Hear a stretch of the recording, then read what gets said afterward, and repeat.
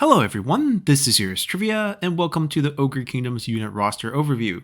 Now because the Ogre Kingdom is a DLC faction, the roster is going to look much more complete than the launch factions, because it's unlikely that this DLC will receive another DLC for the faction anytime soon. Therefore we end up with quite a complete roster spread across these 6 categories that we can see here.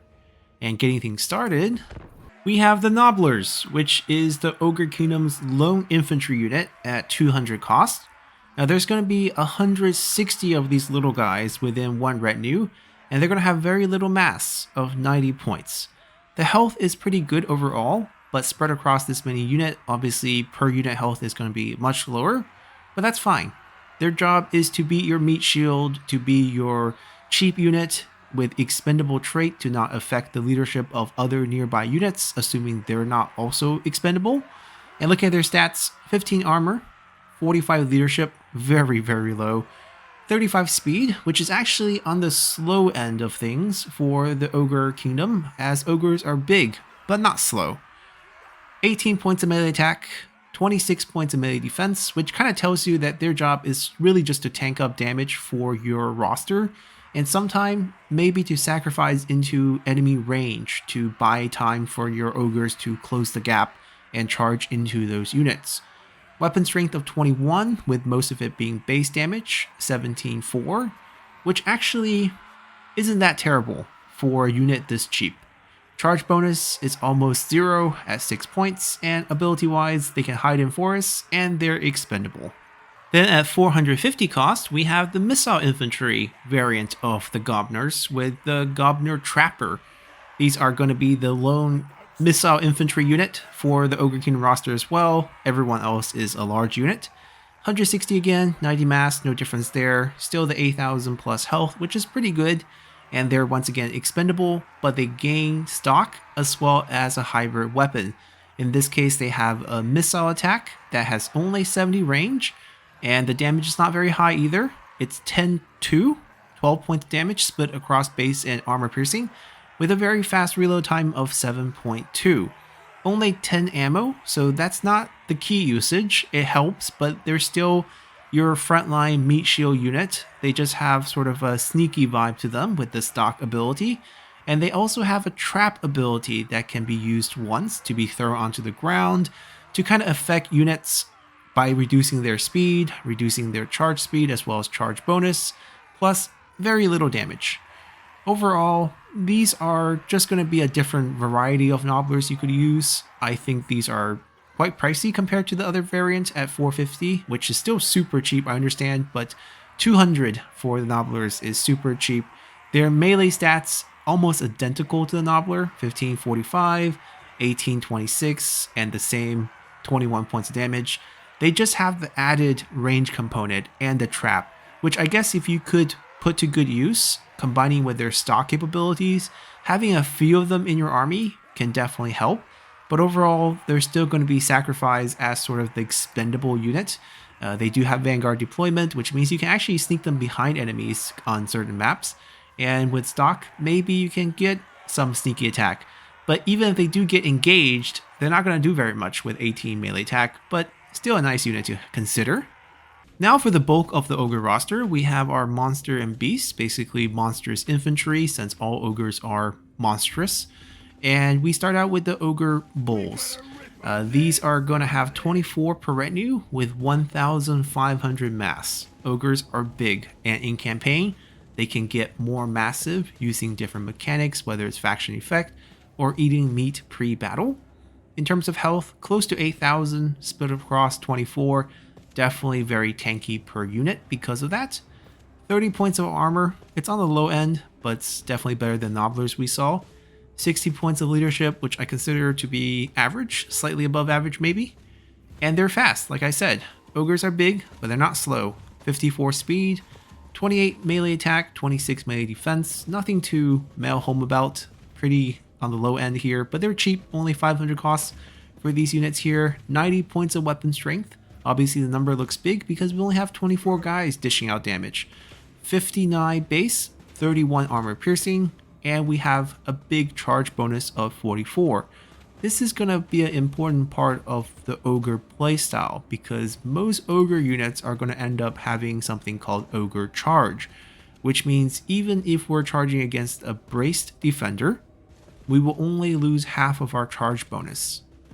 For units with charge negation, in case braced, they will delete all your charge bonus. In our case, we only lose half. So with 44, even a frontal against a brace anti-large unit will still be able to dish out 22 points of melee bonus. It's not as good as 44, so obviously still try to flank charge or charge from the rear or don't charge into a brace unit, but in case you do, it's not the end of the world.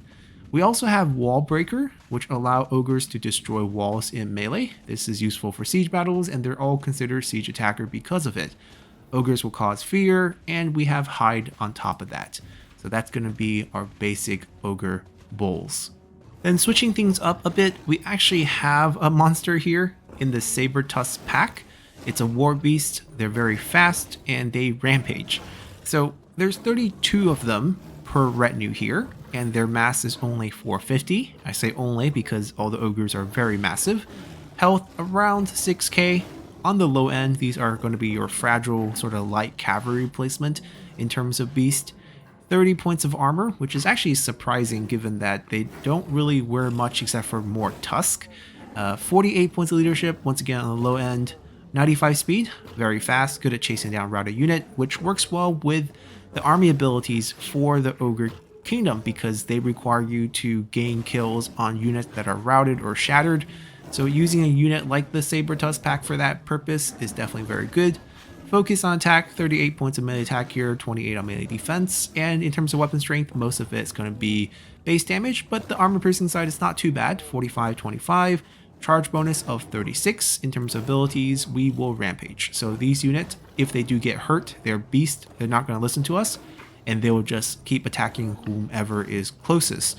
So keep them healthy and chase down the routed unit, get some easy kills, rack up some army ability points, and use your army abilities. Now back to Ogre Bulls, and we have the dual weapon variety now. So if one club was good, two is better. In this case, we have pretty much the same setup, same size, same number of units per retinue, same health, and we're looking at the same stats. The only thing that's really going to change here is we're using two clubs, which gives us an anti-infantry bonus, 12 additional bonus points against infantry. The weapon's still going to be mostly base damage, and that's kind of the weakness for these type of unit, bad against armor. But in reality, 31 points of armor piercing is not terrible. It's sort of a 2-to-1 split, which means your 12 points of bonus is also going to be a 2-to-1 split. 8 points of that's going to be base damage, 4 points of that's going to be armor piercing. I think most of all is these numbers are kind of hard to judge because you're used to seeing sort of infantry unit with close to 100, here with 24. So the number does look inflated, but in reality, they're not going to be able to dish out as much damage. But once again, you have mass collision damage is going to be a thing. We're going to have a good amount of bonus charge. We're still going to have our Ogre charge ability. Nothing really changed here for the passive ability either. And staying at 650 cost, we have the Ironfist variety of the Ogre Bulls. And this is describing the little gauntlet that they wear on their hand, the Iron Fist, and this is more of a defensive setup. So compared to the other types of Ogre Bulls, we have 10 points of extra armor, as well as a 20% range block chance shield from this Iron Fist that we're wearing, and also 8 additional points of melee defense. That is the only difference. Everything else is exactly identical. So in essence, this is your more quote-unquote defensive option in the roster, and they have the same exact passive abilities.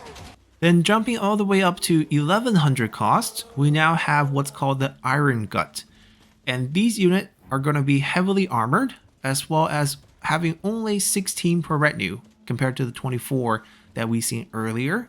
They're also going to be more massive at 1800 and a lot more healthier, not only in terms of total health, but definitely per unit health as we went down in terms of number of units. They have 90 armor, 70 leadership, still very fast despite wearing the armor. Good amount of melee attack and melee defense, and the weapon damage is mostly armor piercing with this giant greatsword they're holding, 30-70 split, and we have 46 charge, The ability is going to stay consistent: Siege Attack, Cause Fear, Hide in Forest, Wall Breaker, and the Ogre Charge. And staying at 1100 cost, we have the Gorgers, which are basically Pharaoh Ogres, if you want to think about it that way. They're still 16 per retinue, 8,000 health, a little bit less healthier than the Irongut, and a little bit less mass. They don't have the armor, only 15 points. You can't really depend on these guys to be your armored units, given they're Pharaoh. Unbreakable, same speed, high melee attack. These are your offensive unit. 28 melee defense, not too bad. And then weapon strength, most of it is armor piercing, 30-70 split, also a 20-point bonus against infantry, 42 charge, and a ton of abilities. So we are still siege attacker, we're still ogres, just a different type. We cause fear, we have vanguard deployment, we have stock, we have unbreakable. Gorgers is just a trait where if we have spells that target all the Gorgers on the map, they'll be targeted. They still have wall break, and if they have frenzy, which is kind of silly here because unbreakable unit is going to have frenzy the whole time because leadership needs to stay higher than 50% of base, and if you're unbreakable, you're always at 100, which means for Gorgers here, weapon damage is going to go by 10% regardless. Charge bonus goes up by 10%. Melee attack goes up by another 8, which is actually pretty strong. 52 points of melee attack by default, essentially, and 110% damage. Pretty good. So these are some very strong unit here. Then bumping the price up to 1200 cost, we have the Maneaters. So these are going to be even more premium ogre infantry. 16 unit with 1700 mass, 9000 plus health, 40 points of armor, kind of in between the Ironguts and the regular ogres. 80 points of leadership. That's where they really shine, having high leadership, high melee attack, high melee defense, same speed, and the weapon damage is going to be mostly armor piercing, 33-77 split. So sort of a 3-to-7 ratio there. No bonus damage against any type, and a very good charge bonus of 50. Still being ogre, we have ogre charge, we have wall breaker. The extra one is immune to psychology. So this combined with the fact they have 80 base leadership makes them pretty good in terms of not routing. They're definitely not unbreakable, but pretty close to it. Then moving up just another 100 cost to 1300, we have the Iron Fist variety of the Maneaters. So the difference here, obviously more defensive setup, more armor, same 20% additional block chance from the front with that little gauntlet we have. We still have the same high leadership. Our stats are more skewed towards melee defense. Weapon strength is still excellent because we still have that weapon on the right hand. Charge bonus is the same. There's no difference in mass or any sort of unit health. And we have the same setup with passive abilities as well. And we're not done with Maneaters, as we have the 1400 cost great weapon variety here. This is going to be our first anti-large unit, which is actually super useful considering for the campaign. If you start out next to other ogre factions, everything is large, and here we have our first anti-large unit. The rest of the stats going to be very similar, so we're going to focus here on the weapon strength. We have a 26 additional bonus against large and 54 charge. Everything else is very similar, if not the same. Ability is still going to be the same as well. Then at 1500 cost, we have our first true monster, a giant. So this is a single entity. Now, by appearance, we have huge amount of mass, 6,500, huge amount of health. Armor is very low. We're not unbreakable. We just happen to have a base value of 100 leadership, which I know sounds insane. We have only 39 speed, so finally we have a large and slow unit. We have very good melee attack, but very poor defense, which goes well with our low armor setup. We're sort of an offensive weapon here. 600 weapon strength, most of it being armor piercing, 150, 450 split. Charge of 40. We're no longer ogre, so there is no ogre charge. We still have wall breaker though. We have wounds because we're single entity. And because we cause fear and terror, we're essentially immune to psychology because we're immune to fear and terror in this case. And we are also a siege attacker. And speaking of monsters, for 1800 cost, we have the ultimate monster in the ogre roster with the Stonehorn. And this is a heavily armored single entity beast with very massive amount of mass, 9,000 points. So they match the great unclean one for the highest mass in the game. They don't have as much health as the giants, however, but they make up for it by having 110 points of armor, 70 points of leadership, very fast at 66 compared to the 30 something plus for the giant. 40 points of melee attack, not as offensive focus, also not very good in terms of defense, but we're all about mass and collision attack with this unit. 480 points of armor piercing damage mostly, 140, 340 split, and a 20 point additional bonus against infantry. We have a very massive charge bonus to go with that at 70 points. In terms of abilities, it's pretty standard. We're also immune from psychology because we cause fear and terror, siege attacker, wall breaker, wounds because we're a single entity. On top of that, we are protected by 35% from missile resistance. Very helpful given our massive size. Pretty easy target for most range attacks.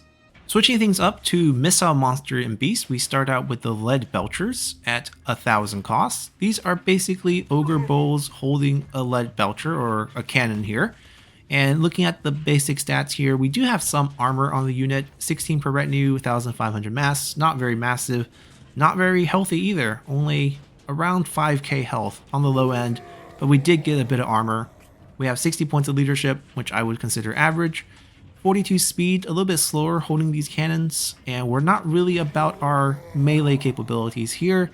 With 90 points of weapon strength, like I said, this is basically the setup we have with the regular Ogre Bulls. 59-31 split, 24 points of charge bonus. We don't want to charge our range unit. 20 ammo at 200 range, which is very respectable with these cannons. Basically, mounted artillery being held by a giant monster, if you think about it, that's lit by a whisker on their they're holding it in their mouth, but it kind of looks like their mustache. And the weapon strength here for the Leadbelcher cannons is mostly armor piercing, 33-77 split, with a decent reload time of 11.7 seconds. Definitely slightly on the long side, but not too bad.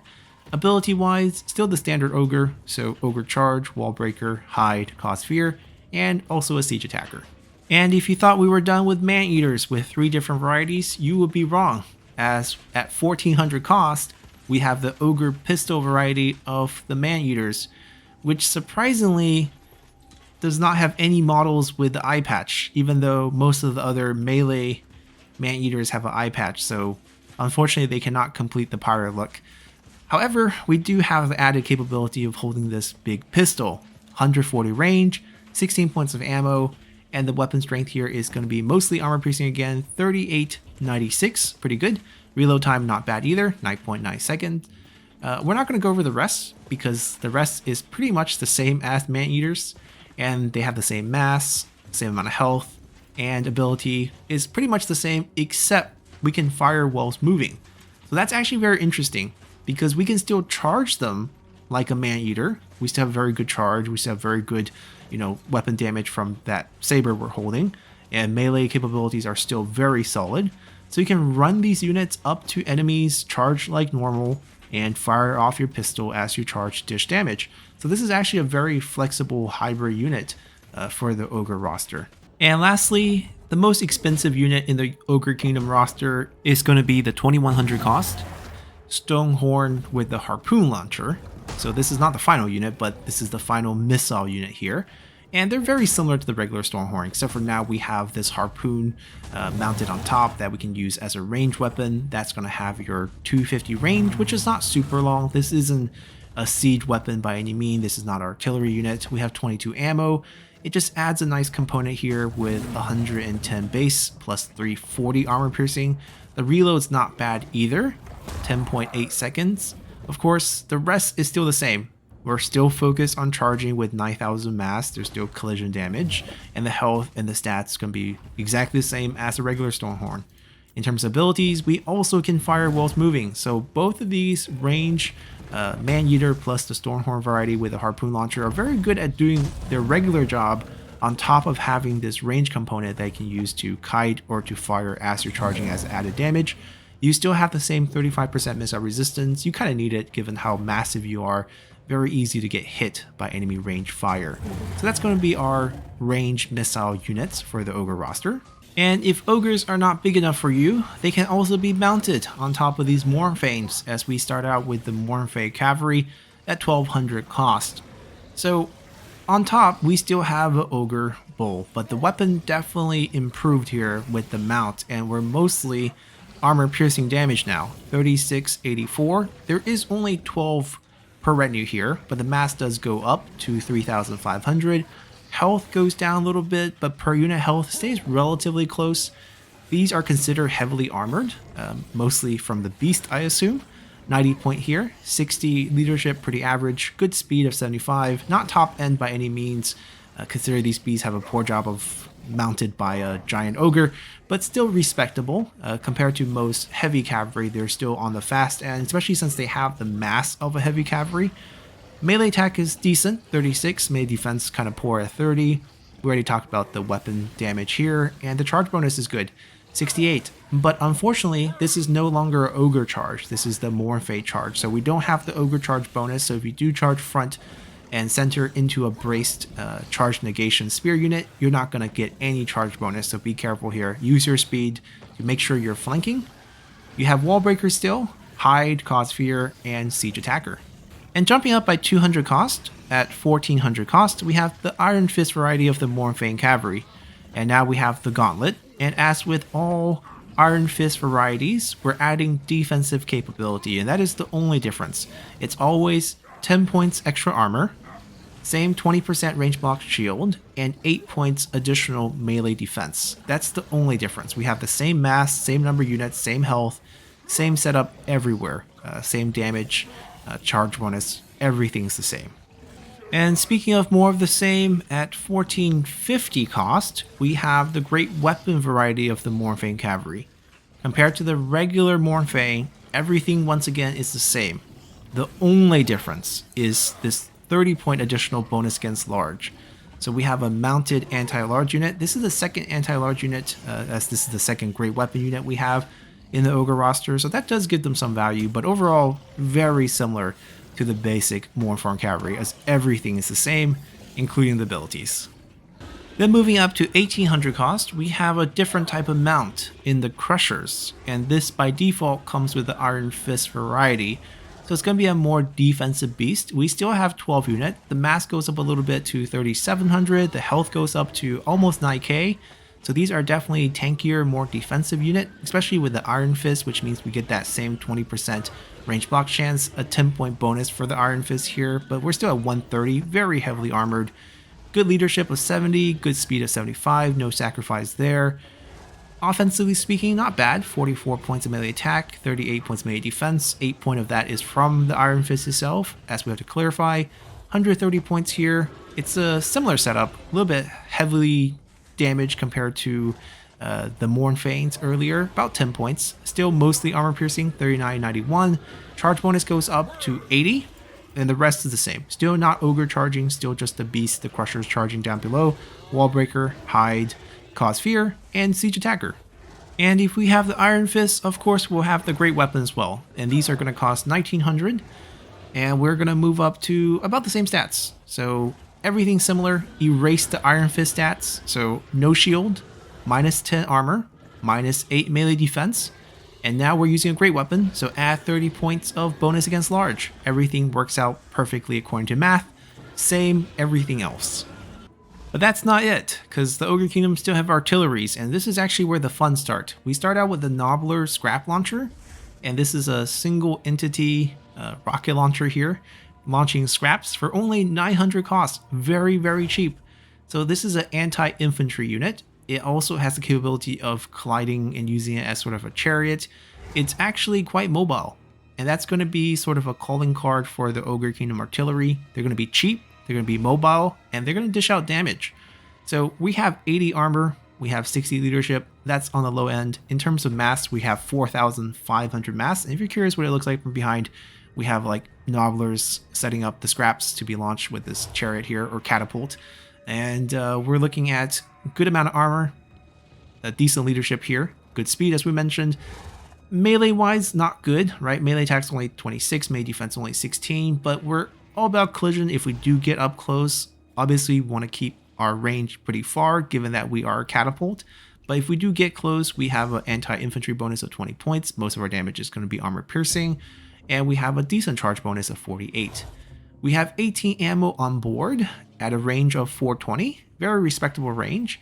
And the missile strength. So most of the damage is going to be base. 110 here, 50 points of armor piercing on top of that, plus the explosion damage when it lands, and there's 3 projectile per launch. And those projectiles going to be decently packed together. It's not going to spread too much. Reload time obviously on the long end, 15.3, but because our speed is so high, it's actually hard to get these units caught off position. You can always relocate these quite easily. Think about it. The only thing that can really reach you is light cavalry for most other factions in the game. Unless you're playing Slaanesh, then everything can kind of chase you down, but that's very unique. And protecting these units is not so difficult, in my opinion. Have some Gnoblars run distraction, collide into enemy cavalry, and have these guys just drive off. Very easy to get them into safety. And that's going to be what makes them quite strong, despite, the low health here. And because they are a single entity, there's going to be wounds, but once again, we mentioned before, wounds only affect your melee capability, not your range, so you're still fine as a mobile artillery. You will lose 10% speed though if you do dip below 25% health. And for the final unit in the Ogre Kingdom roster, we have the Ironblaster, which costs just 1400. And this unit is, first off, very beautiful. And secondly, probably the MVP of the recent Chaos Clash tournament that happened. Is just a very powerful unit with exploit as well. Now the exploit was not used during the tournament, but technically what's going on right now is all the artillery unit with their manual fire capability goes for every unit in the game. That's artillery. You can hold down Alt or Control and then right click or Shift right click. Alt right click. It's Alt right click, right? You can Alt right click to manual fire with any artillery.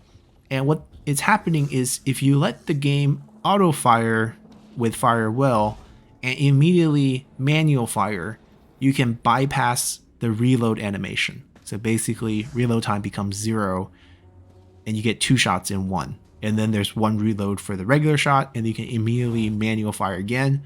And with how powerful the Ironblaster is, we'll look at the damage right away.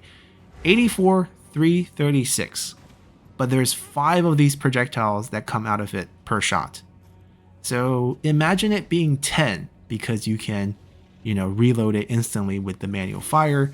You can definitely use this exploit in your campaign if you wish. Drive this unit up to an enemy lord. And imagine dishing out 4,000 plus damage in an instant. Because you run it up, turn on auto fire, and shoot 5 shots at close range, which means all 5 will hit. And then immediately manual fire into their face for 10 shots. So you're running at 4k plus damage against the enemy lord, and then you just run away with 66 speed. Or you wait 14 seconds, you absolutely crush pretty much every single lord in the game. And that makes these weapons super powerful. But back to regular analysis for those who don't want to use exploits, or they'll basically get patched eventually.